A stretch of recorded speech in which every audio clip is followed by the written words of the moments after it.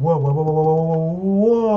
is going on, guys? Samuel from Samuel One World Productions here, back with a top 10 list for you all today. In today's video, I'm not here to give my top 10 best movies of 2004. And what a stacked year this year was, honestly. It's probably that like 8 of the films we talked about in my actual top 10. Also, my favorite movies of all time. It's probably one of these lists that most of the films are also my favorites. This is definitely one of the big ones. So this is gonna be the films to do. Hope you'll enjoy. But as usual, before we get to the list, let's get into the honorable mentions. And the honorable mentions are 50 First Dates, Hellboy, Ellen Enchanted, I, Robot, Ray, The Passion of Christ, The Polar Express, The Bourne Supremacy, 10 Going on 30, and I'm not sure anyone's gonna like this choice, but it's still a great movie. Mean Girls. I know. So it was definitely hard to take that movie off the list, but anyways, I hope you enjoy. Let us know your favorites 2004 down below in the comments. Anyways, let's get to the list, shall we? Now, kicking out the list at number 10 is Dawn of the Dead, the 2004 remake, which I think is honestly one of the best horror remakes and remakes period, honestly. It's also the film that put Zack Snyder on the map. I directed that has got a lot of divisive reception nowadays, honestly. He's one of the directors that you love or you hate. I've always been kind of in the middle when it comes to Zack Snyder. He's not one of my favorites, but he's not the one I despise either, honestly. Though he's still making some really good movies, and I think there's definitely debate with this. Honestly, this might still be his best movie in my opinion. Honestly, that's what makes his zombie movie so great, with, you know, having actual scares, making them actually feel threatening, and having characters with great actors that we do care about. While also having some great designs for the zombies, some great practical effects. In fact, against a really great zombie action, so zombie horror in general. And overall, that's what a remake should do well, with pretty much updates the original and does kind of his own thing. Honestly, again, with great writing, great music, fantastic screenplays by James Gunn, and you all got, in my opinion, is the best zombie movie ever made.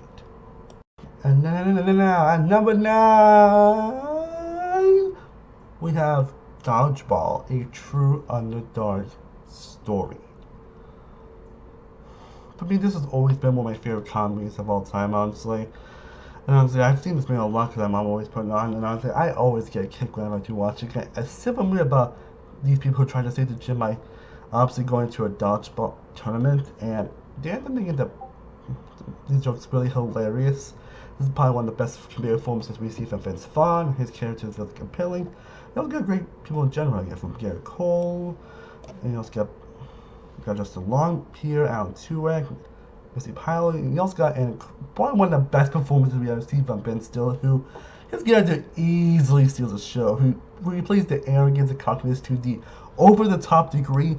You can't help but love him whenever he's on screen. He's done such hilarious, insane moments that you just can't help but crack up whenever. Look.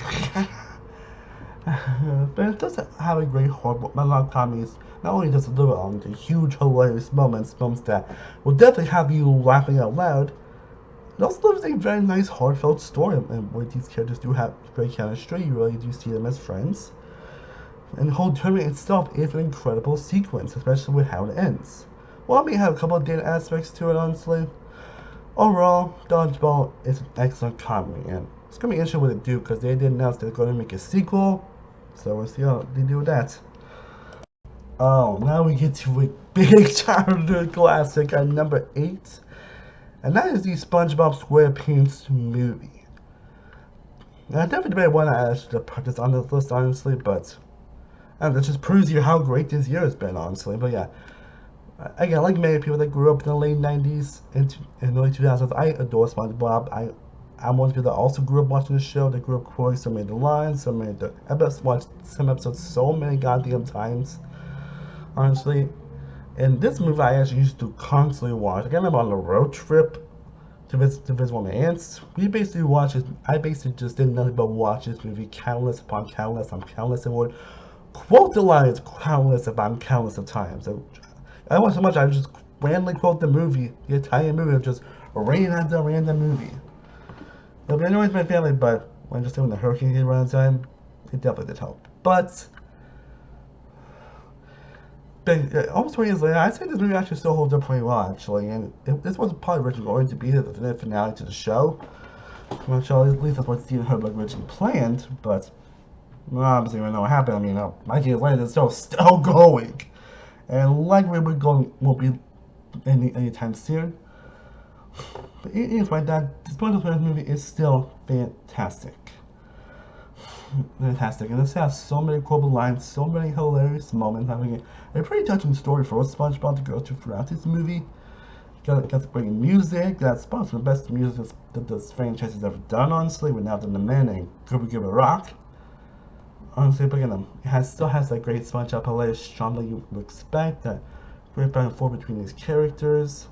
But he can actually, showing his true menace here, he can actually be a great presence. There's just so much to adore about this movie, and it still holds up very well, still has many hilarious moments. With a really touching ending, too.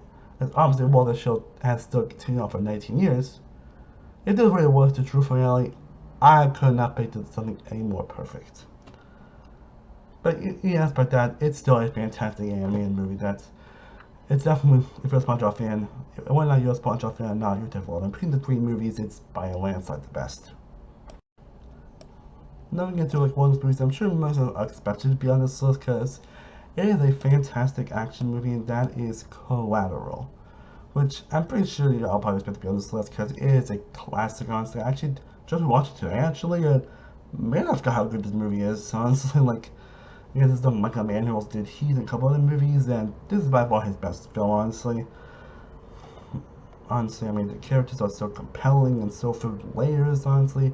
Seems like Tom Cruise can't play a villain here is actually pretty different. Definitely one of his best performances.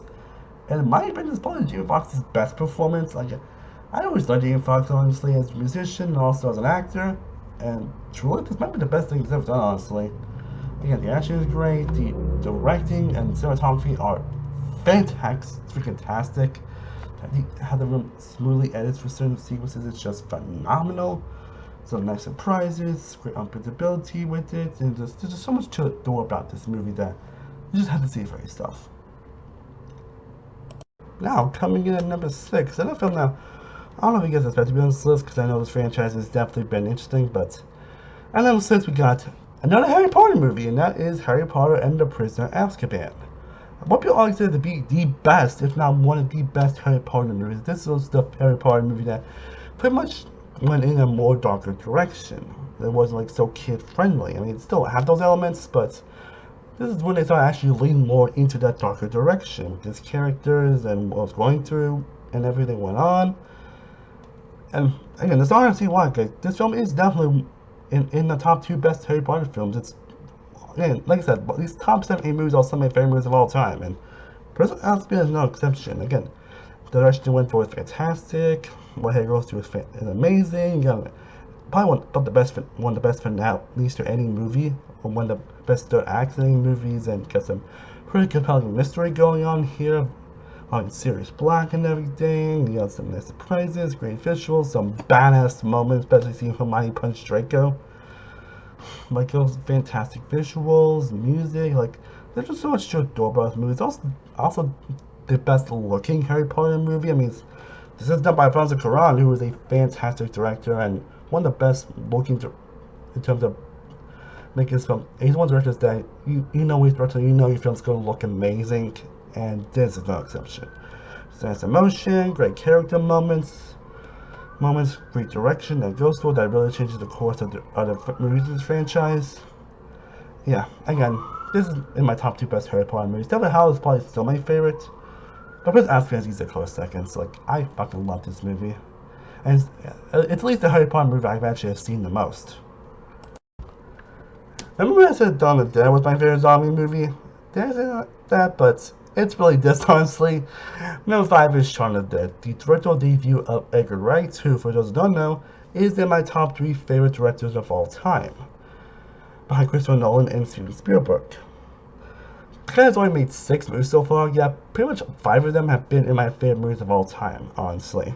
A guy, though, even though one isn't, it's still a fantastic movie. The guy is one of the directors that so far in his 6 movies, all of them have been incredible, all of them have been phenomenal, all of them have just been uniquely told movies, from the editing, cinematography, the humor, the writing. He's one of the directors that has a very distinct style, yet that style always uses so much charm and passion. You just can't help but immerse yourself into the movie, and obviously Shaun of the Dead is no exception because it's on this list, which is also the start of the Collateral trilogy, which is also, I think, one of the best trilogies ever made. And Shaun of the Dead is still a fantastic zombie movie that delivers on the comedy, delivers on the editing, that unique editing style that he was known for, with sometimes most be one shots, and also some interesting takes on how he edits certain scenes. It's just phenomenal. The characters are very likable and interesting and engaging. That Beck, of course, being a standout, and Nick Frost also being a standout, but everyone else is fantastic here as well. Some great surprises, some great practical effects on the actual zombies, and with the makeup and everything. A film that just oozes so much charm and personality. You just can't help but love the heart and passion that's put into every scene, which is something I always admire about Edgar Wright. And Shaun of the Dead is no exception. And spoiler, you might see certain movies also on my future other list as well. Get that one. Oh, and now at number 4, SpiderMan. SpiderMan, friendly neighborhood Spider-Man. We have Spider-Man 2. Spider-Man 2. And for the longest time, I always thought that this film was the best Spider-Man movie. I thought no other Spider-Man would top it till No Way Home came out, and how debating Across the Spider-Verse as well, but we'll see how I feel. But yeah, Spider-Man 2 is still a fantastic movie. That's the definition of how you do a sequel right, where it took every great element from the original Raimi movie and just multiplies on every great aspect by having people be treated terribly but not be unreasonable. Just between being a superhero and Spider-Man, and also just struggling with life in general because it's being Spider-Man. A lot of stuff that makes Spider-Man, Spider-Man. But you can't help but still feel connected and feel bad and feel invested in what goes on here. Alfred does a fantastic job playing Doc Ock and delivering a very sympathetic character. The action sequences are amazing, with that train sequence still being one of the best action sequences in any superhero film period. Also, one of the best battles in a superhero movie period. You can't help but, the acting in general is great across the board, having some fantastic character moments. That Ant-Man sequence with Peter admits that he's involved with Uncle Ben's death. It always gets me every time, honestly. And it's just the presentation of how you do a Spider-Man story right. Again, he's just a regular person, and he's really struggling with both his superhero life and his actual life because of being Spider-Man. But he still wants to beat that unfriendly hurt Spider-Man. And he really delivers the heart of what you expect. And unlike the original Raimi, and this film still holds up pretty well, honestly. It's with the cheesiness, the directing, it's still fantastic. It might be one of the best portrayals that we have ever seen in Spider-Man. Also note, I did see Spider-Man Alerts, do not see that movie. Worst adaptation of the character. But yeah, I get that side up. But yeah, the original Spider-Man 2, still one of the best sequels of all time, one of the best superhero movies of all time, and one of the best movies, period. Oh man, we are on the top 3, people. I definitely debated awards I chose going to be number 1 for a bit, honestly, because honestly, any of these 3 movies could have been number 1, honestly. Truthfully, any of these 3 movies could have been number 1, honestly. I definitely debated, so it's kind of reasonable, because and side note, these 3 movies are in my top 20 films of all time, so. But yeah, coming number 3, we have what I think is the best romance movie ever made, and that is Eternal Sunshine of the Spotless Mind, which should not come to a surprise, honestly, because, again, this movie is just fantastic. That's just a film that oozes so much personality and heart to it, and it's a very uniquely told romance movie where we see Jim Carrey and Kate Winslet in a relationship, but the relationship goes terrible, and they start to use this thing to end up forgetting the memories of each other. And Jim Carrey gave probably his best performance here in this movie in general, and Kate Winslet also gives her best performance, and they have fantastic chemistry with each other, and go through really deep personal stuff that you wouldn't expect from a romance movie. And yeah, it does that. Come on, you also got fantastic, gorgeous cinematography, and they use that out of order type of film thing to really tell and engage the story that does keep you guessing from beginning to end. Just what I need to say, but has already been said. It's the perfect definition of great romance done right, with an easily told story, fantastic characters, some pretty emotional sequences that really do get you. Just perfection. Number 2, my second best movie of 2004. We have another anime movie, and that is The Incredibles. Again, another Pixar. Oh my god, another Pixar movie made this list. But I didn't say I love Pixar, honestly, because I didn't say you guys get a lot more Pixar movies on these lists, honestly, because I do love Pixar. And The Incredibles is probably my second favorite Pixar movie. It's at least the Pixar movie I have seen the most. And honestly, for the longest time, it was my favorite until I got it inside out more, and it's not my favorite. But again, The Incredibles is a close second. Again, this is something I rewatched the most. I rewatched constantly, and honestly, it still holds up 19 years later. Crazy it took 14. Crazy like the end of the game. Sequel 14 years later after this, but the original still is fantastic with great characters that you really do care about. And very unique told superhero story that really delivers on the heart and the emotion. You got an incredible voice cast as well. As well, a great, fantastic villain, Syndrome, who's one of the best villains. Period, honestly. That's some of the most quotable lines ever. Of course, you quote the iconic, "Use lie dog, you got me monologuing." The animation is so great, the action is fantastic, the music is just some of the best that Pixar's ever done.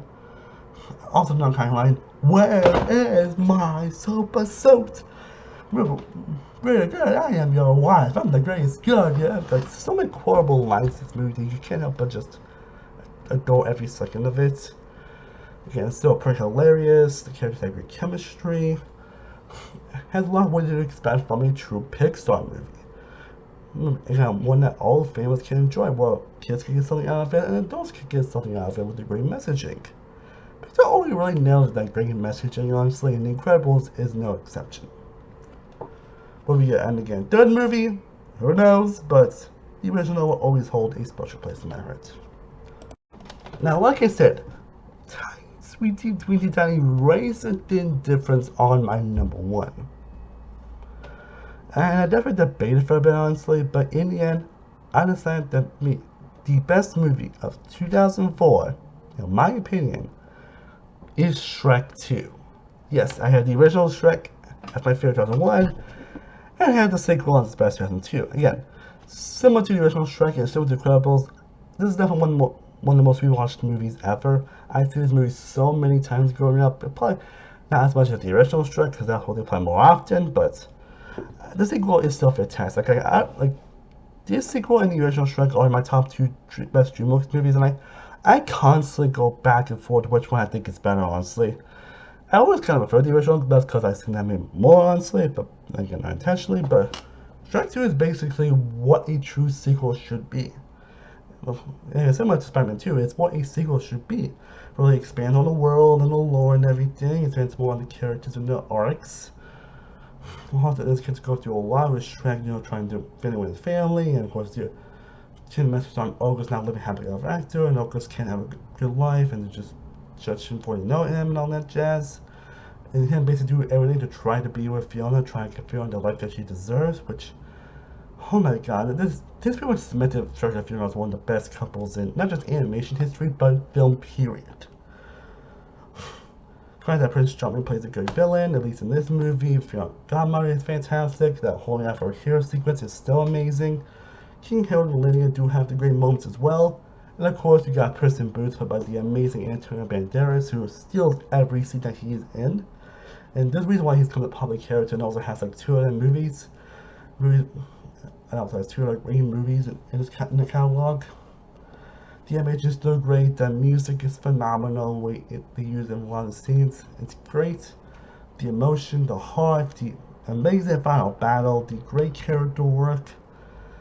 Just so much me always puts a big smile on my face, and it has some of the most emotional stuff you'll ever see in an animated movie. So yeah, I always go back and forth between when I think the original Shrek and this is the best.